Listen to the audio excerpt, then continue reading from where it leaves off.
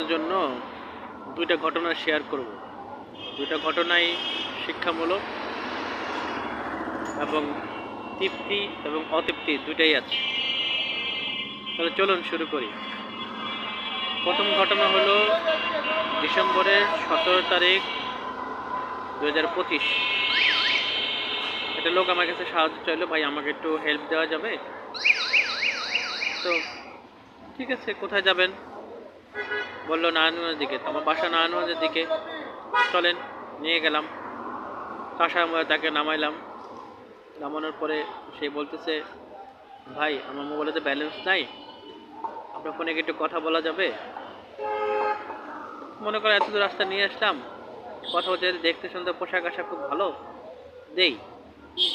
মোবাইলটা দিলাম, আমার কানে ব্লুটুথ লাগানো ছিল।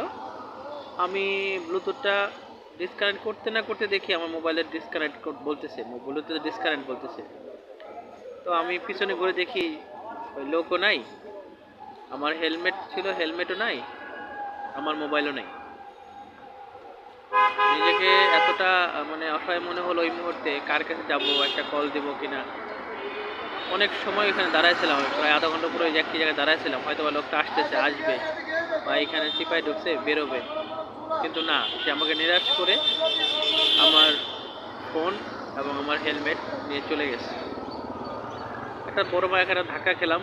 বছর শেষ, মাস শেষ, সাধ্যের পছন্দের হ্যান্ডসেটটাও হারাই গেল। সব কিছু মিলে যেটা খুব ধাক্কা খেলাম একটা।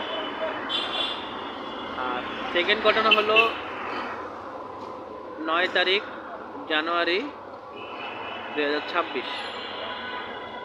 আমি অফিস থেকে বেরোইছি একটা কাজে।